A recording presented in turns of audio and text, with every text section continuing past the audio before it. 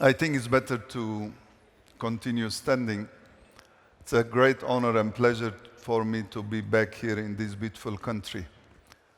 What I wanted to say at the end, maybe it's better to say at the beginning. I'm very thankful to His Excellency, Mr. Al-Khatib, and Her Royal Highness, Princess Haifa. I have been invited to this beautiful country 4 years ago for being part of the great vision of His Royal Highness. We have started an investment in Saudi. We're opening, proudly, I'm happy to announce that we will open our big investment next month, close to Jeddah, which is 500-room hotel with 35 villas. I want to just share the journey was very fruitful. We had a great support from the leadership, from the local authorities, and I'm very thankful to our partner, TDF, special thank to Mr.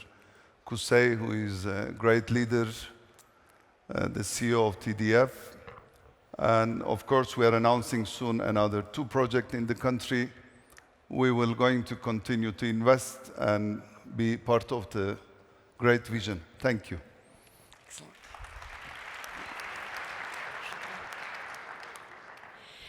Excellencies, global leaders of tourism from across the tourism development and investment world, colleagues, ladies and gentlemen, all protocols observed. Assalamu alaikum. I am absolutely delighted to be with you all here today and especially thrilled to be with the speakers we have on stage. We're going to be talking about something that's very, very close to all of our hearts if we are serious about ensuring that tourism grows and develops in a way that is good for all and for generations to come. We all know, as experts in this industry, that the metrics of tourism development go beyond arrivals. It's about spend. It's about dispersion, making sure that travelers go across the destination, not just to the main city centers. It's about ensuring that they come back as repeat visitors and that they visit all year round. That is when we have the model for tourism development. But increasingly, especially as we've seen through the world reopening after the pandemic, and as Mother Nature kept us home to ensure that we appreciated the gift of being able to travel, travelers are wanting one more thing. They're wanting genuine connection. So we are seeing around the world projects that are being developed, destinations that are being developed, that are changing skylines, they're changing coastlines, they're changing environments and communities around us. But are we engineering them the right way? We're seeing remarkable developments take place like we did last night at the beautiful opening of TOURISE at Jeddah. We're going to be examining in this panel what many of people in the room don't actually want to talk about, but we know it's a conversation that needs to be had. And I've had one of my dear panelists already say that as much as the air conditioning is a little bit chilly, he's very happy to heat up the conversation. Before I introduce our lovely panelists, we're going to show you a very quick video of one of these major projects that we know is changing the landscape of tourism.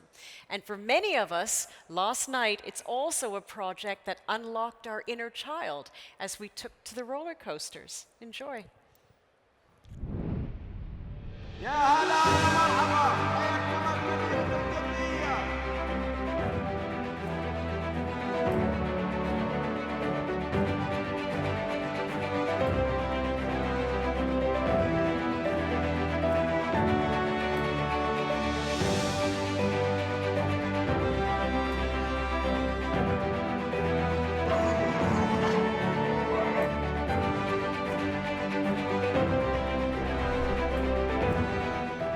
Jeddah city will set new standards for the way destination cities of the future are designed and built.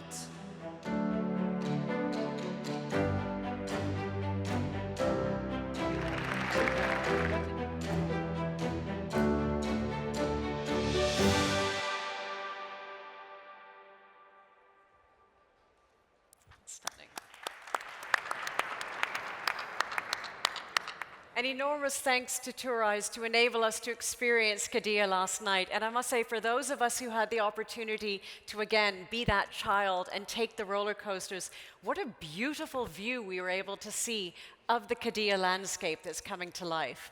So in the landscape in front of me, I'm delighted to welcome to the stage from beautiful Costa Rica, we have His Excellency, William Rodríguez López, the Minister of Tourism. Thank you for joining us, sir. Thank you very much. We have joining us from right nearby at Jeddah Central, Engineer Ahmed Sulaim, the tourism again, coming from as the CEO from Jeddah Central. Thank you, sir. Thank you, Anna. We have joining us right at the far end. I think you needed a passport to be able to make it on this stage. Miguel Sanz, the CEO of Turespaña. Thank you for joining us from Spain. Thank you. This stage should be in Qiddiya too. This is a bit of a roller coaster. It did feel rather reminiscent of last night. And we also have a true pioneer when it comes to tourism development, Fettah, Tamince, the founder and chairman of Rixos. Thank you again for joining us. So let's begin. We have 32 minutes on the clock, and we had a conversation about how we talk about tourism development. What we did say, however, is that there's some things we're not going to talk about, because there are many sessions during TOURISE that will engage with that. We're not going to talk generically about sustainability. We're not going to be talking about empowerment generically. We're not going to be talking about community generically. We're going to speak specifically.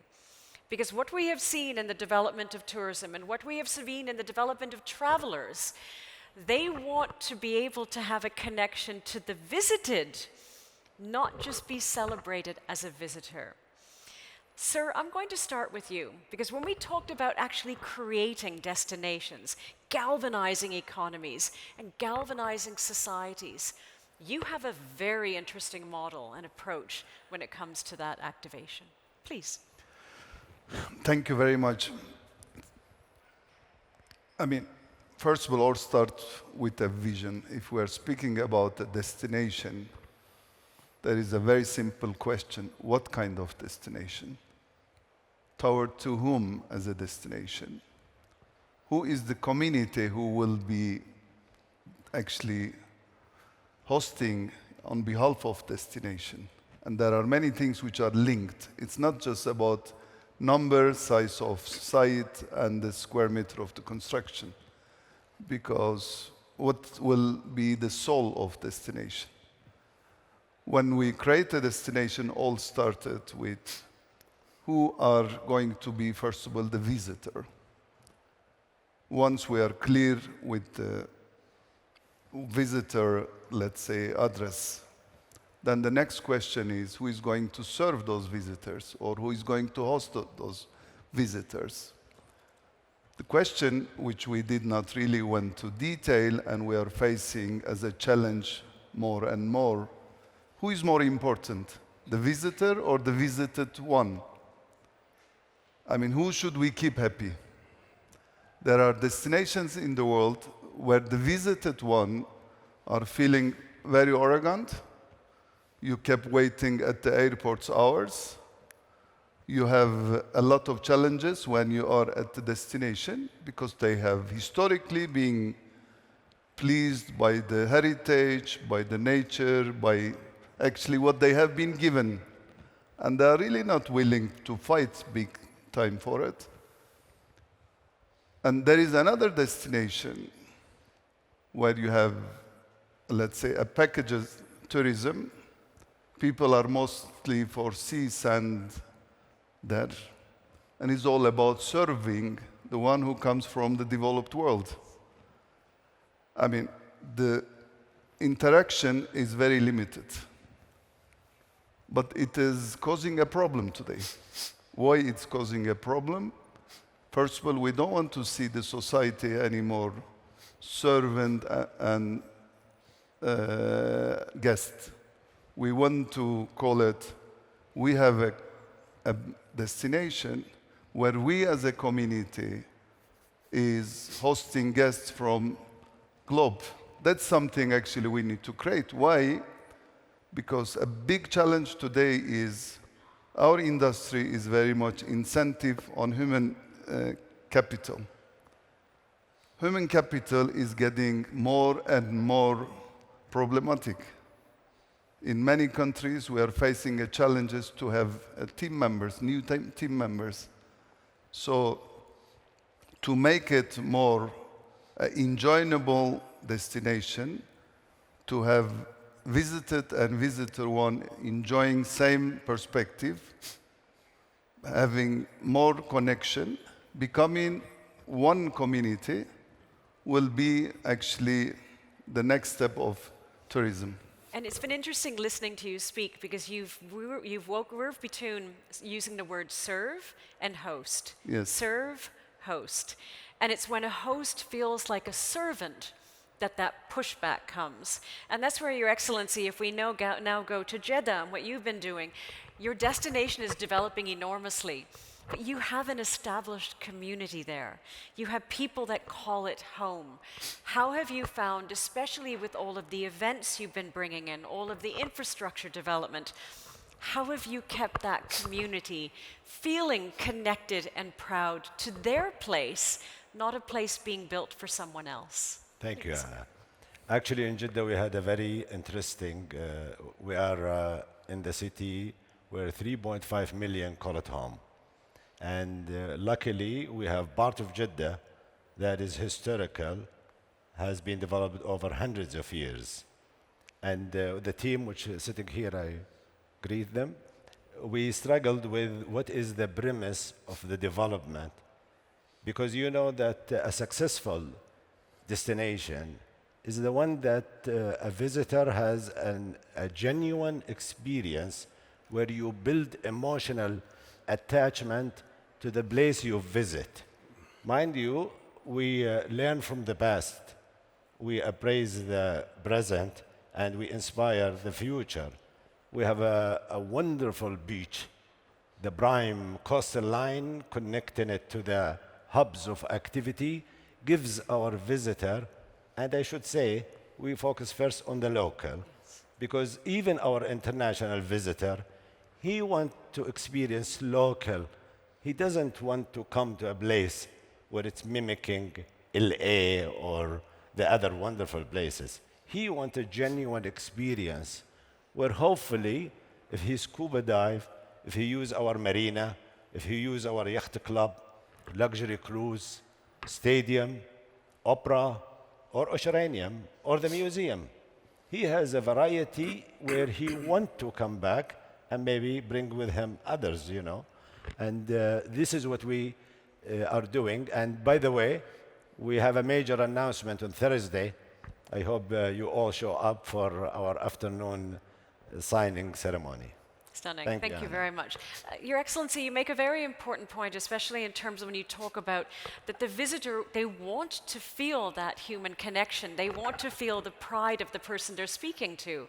Because for every photograph that is taken, there's a story that surrounds it. The photograph is simply the evidence of the story in many ways. That's where now we move to Costa Rica. And Your Excellency, when we look at Costa Rica, your visited are the Costa Ricans, the Tica that you call them. And on top of that, it's all creatures great and small. Because Mother Nature gave you an additional population that is celebrated. How are you finding in your very careful, wise development of Costa Rican tourism, you've been able to keep the Costa Ricans, the furry ones, the feathered ones, the winged ones, and the humans, very much central to why people travel to Costa Rica and why they feel it is pura vida, because of that promise of being able to connect, not just see and take photographs? Well, I think the most important value that Costa Rica has is the people of Costa Rica. And at this moment, any destination should deliver experience, the kind of experience that you can have in that destination. Anyone is going to make the difference between one another. Because every country in this moment has attractions, I mean mountains and volcanoes and whatever, but the difference is the experience. And we have been developing some issues that is the basic of any potentiality that we are going to have in the future, and that is the training, and to the Costa Rican feel part of that development thanks to tourism.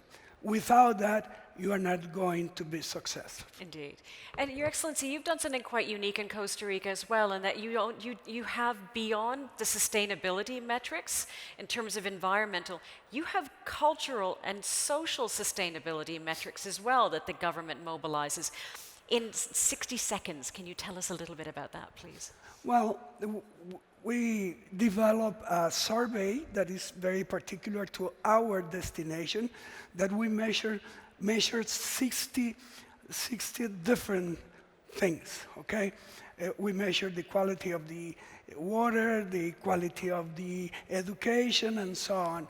And what we try to measure is how the people feel in those destinations dedicated to tourism in comparison to the other destination that is not dedicated to tourism. And up to now, those destinations dedicated to tourism has been the highest qualification in the whole country. We conducted that survey every 2 years, and every 2 years we have been growing and growing. Brilliant. And it's been interesting how it's been such an important asset in developing tourism, particularly in terms of how it's invested in. Because if those social metrics are not high, there will be pushback from your people about adding more tourism on top of it. So we go from Costa Rica now to Spain. And you and I were talking backstage about a really interesting way in which the development of Spanish tourism started in a way that actually protected and sustained its cultural heritage, so that the beneficiaries were the past, even though you were shaping tourism for the future. Can you share a little bit about that, please? Yes, I think Spain has been a destination, or has worked to become a destination over 100 years ago. And I think we are seeing how it evolves over time, over the same topics, really. So in Spain 100 years ago, King Alphonse XIII decided to preserve our heritage buildings, making them hotels. So the state wouldn't have to spend the money to preserve those buildings, to keep up those buildings, and we will attract tourism to faraway destinations in old castles and palaces throughout the country. And this is today the national chain of hotels called Paradores. This has proven to be a success story over the last 100 years, because people took pride that tourism contributed to keep their heritage, to keep not only the physical heritage, but who they were. Because people wanted to see precisely what they were saying. They wanted to see how they lived, how their culture was, and what was different and what made them special. So tourism was a good way of keeping tradition and culture in these destinations. And I think that this model has worked more or less up until 10, 15 years ago, in which tourism was regarded worldwide as a tool for prosperity and economic and social development. And it is only the disruption of the industry, because tourism, we all know here, but people may not know outside, it takes a lot of planning. It takes a lot of planning. From the government point of view, you have to make laws. From hoteliers, they have to plan construction. From everyone. But there was one thing that disrupted the system, the ecosystem, that was short-term rentals. That altered the offer, the supply of accommodation, and that, at least in Europe, I think, created some disruption that we are working on. But from our point of view, tourism is a force to keep tradition, a force to keep culture, and to preserve your heritage.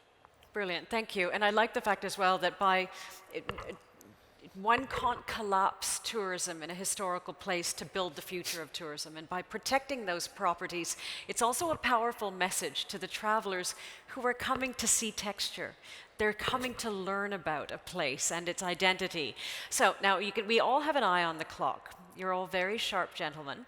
So I'm actually going to turn you into an engineering and investment team. I know all of you, Your Excellency, you're giving me that look of, you didn't tell me you were going to do this, but I want to make sure I get the best out of you. I'm turning you into a collective engineering and investment team. And when I lived in South Africa, it was my home for 20-something years, a man named Mark Shuttleworth, incredible man in terms of technology investment. And he gave some investment advice. He said, if you want to make millions in a gold rush, don't pan for gold. Sell pickaxes and dynamite. That's how you make money in a gold rush. We're going to talk about the unsexy stuff of tourism development, because that's how you build a future generation. So if I were to ask you all, as an engineer, as an investor, I'm going to give you all 20 seconds. So Miguel, I'm going to start with you first. You are starting a new destination development. It is an existing community of 50,000 people. It has a past, and it has a future in tourism. What is the first thing you prioritize in terms of setting the foundations of that destination development? I think the first thing is to see what the local community wants for their future. What do they aspire for? What are their objectives, their collective objectives, and build on that. Brilliant. Sir, first priority. I will come with an idea which they never thought about and make them believe on it and fight with them together to make it happen. Excellent. Your Excellency. You have to involve the community in the project to be successful in the future time. If you don't do that, you are going to fade. Your Excellency.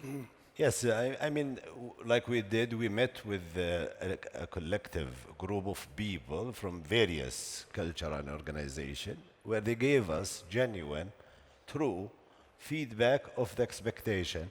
Then we went to the board and we said, how can we translate that to the local? Because that's my first customer. Indeed. Please. If I may, and also, I would look for a local visionary. I have this example, I know there are lots everywhere, but in the island of Lanzarote, in the Canary Islands, there was this guy, César Manrique, was a local artist, and he imagined how Lanzarote should be as a destination.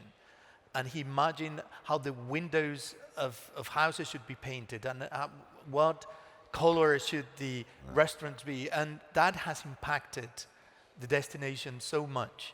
And people believed that there was a vision behind everything that was happening in the island. Yeah. Indeed. And importantly, there's a vision behind it, and they're a part of that vision, very much. We talk about community, we talk about the need to engage community. It's hard work. It's not easy to do that. You're smiling, Honorable Minister. How do you do that? How do you start? Well, usually when we are trying to attract an investor, we have to start teaching them or him that the community is first overall. And we put in contact that community with the investors, and we have developed some training, some kind of meetings between them to let them know the way they live and to convince the community that the new investment is going to be productive for them. It's a matter of merge in this case. Indeed. Your Excellency, how have you found being able to do that in Jeddah, with a very beautiful historical city that is now open to the world, with some remarkable events coming along well?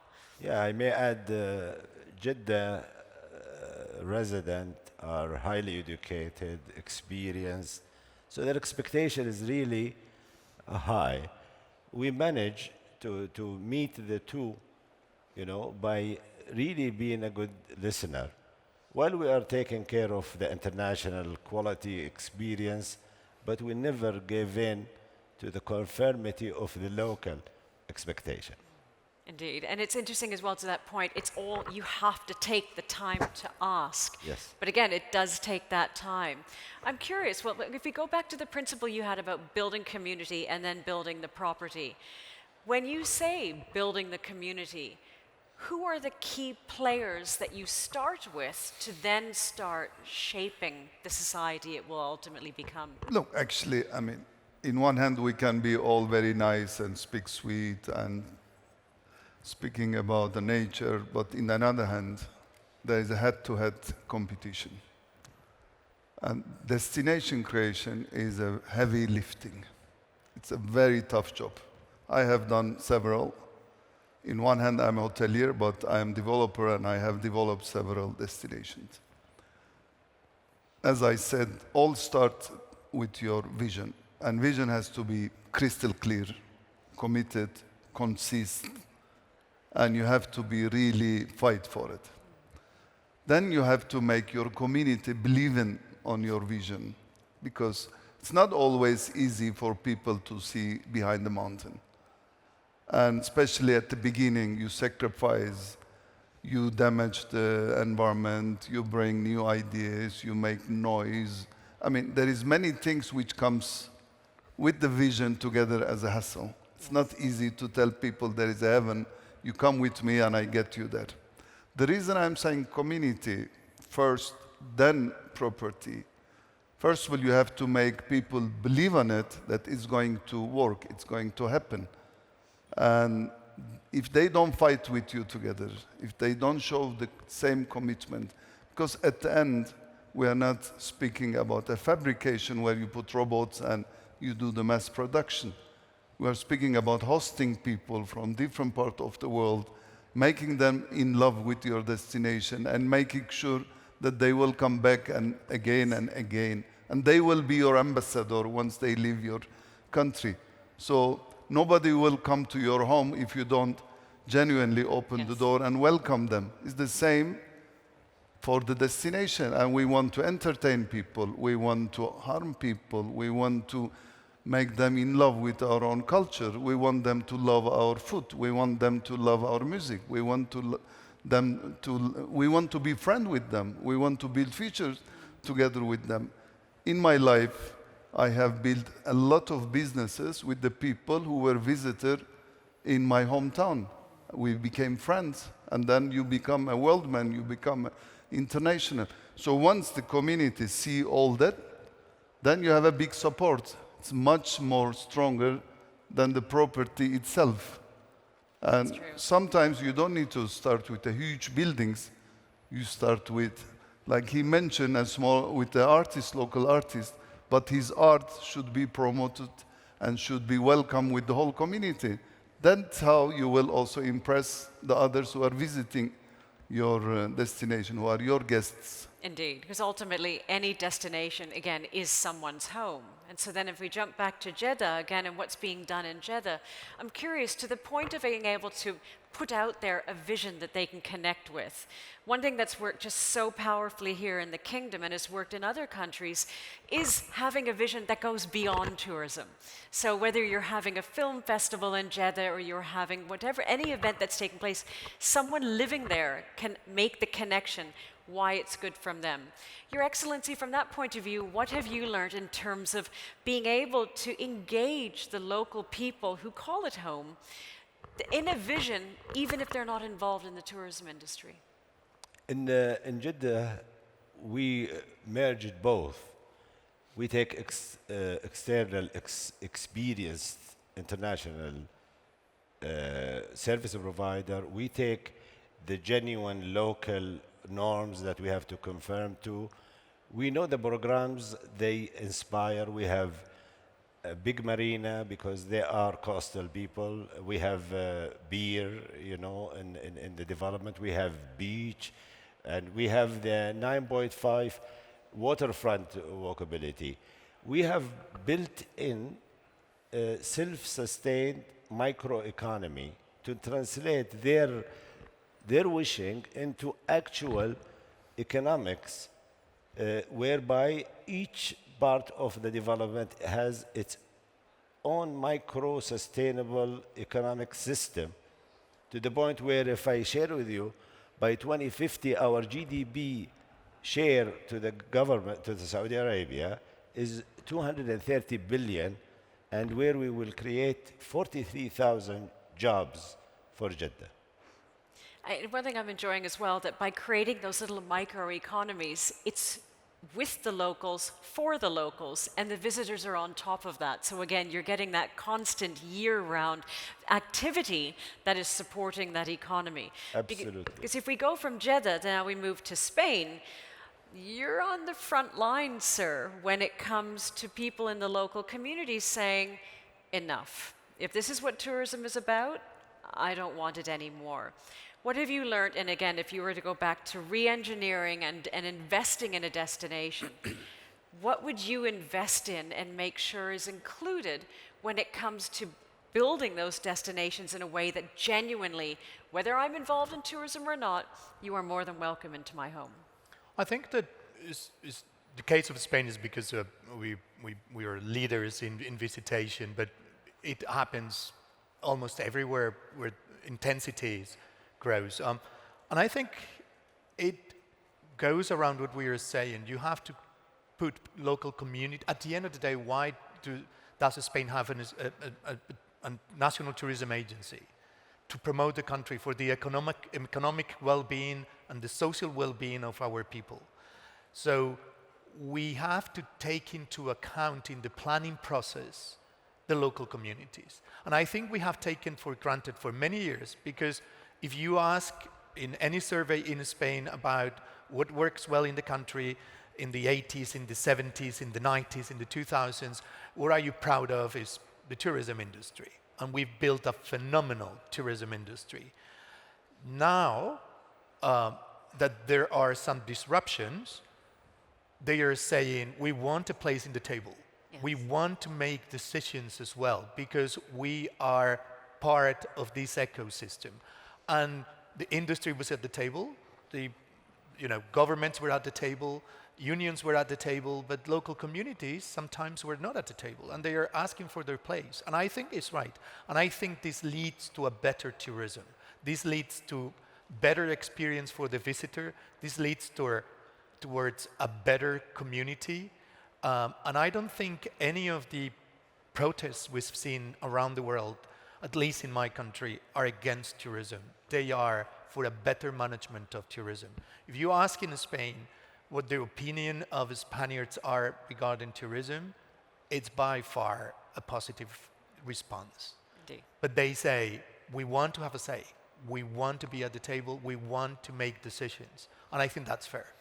But it's a good point that you make, because the investment of time up front to bring them to the table accelerates the ability to activate when the planning actually goes through. And exactly that, from a visitor perspective, they feel the difference. They feel that there is that connection, because we know that tourism economies are critical. So as we look at the last 5 minutes, I'm going to take us back to Costa Rica now.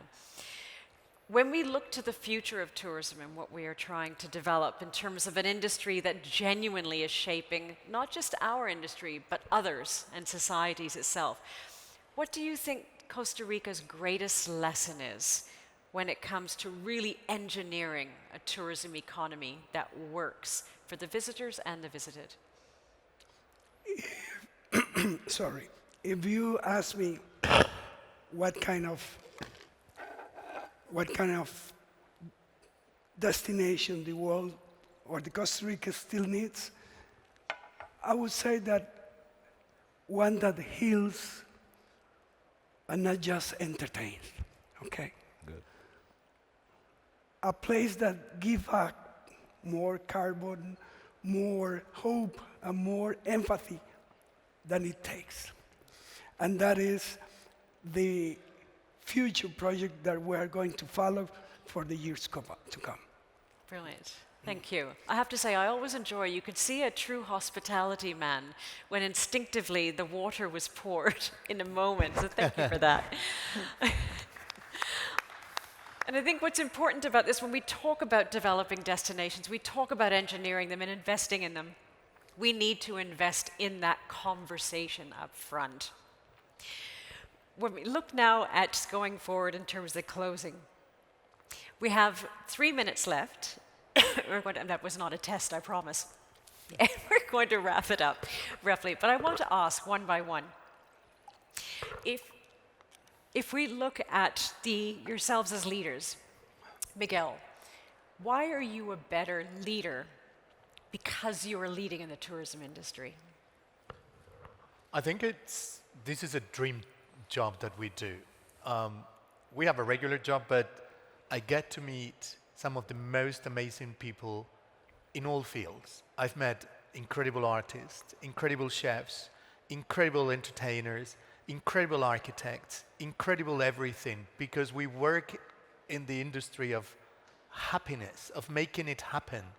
And I think for us being here, we all have thousands of stories of things we've done that are, incredible, that are the dreams of many people. We are the factory of dreams, and then we sell them to final consumers everywhere. And to be able to design the dreams of others, I think that's amazing what we do. Indeed, it is an immense blessing. So now we have 2 minutes left, and I know the floor is about to start to move if I get us on time. Your Excellency. I think it's one of the most honorable jobs you do in life is to serve people. Serving people is a privilege that if you genuinely focus on it, you are the luckiest person to be in a serving sector where you bring in to people happiness, pleasure, and give them outlet, give them choices. And like I said, serving people is the most privileged thing you can do in life. Thank you very much, Honourable Minister. Why are you a better leader because of tourism? Well, it's hard to say something very specific at this moment because the world is changing, and it's changing very rapidly.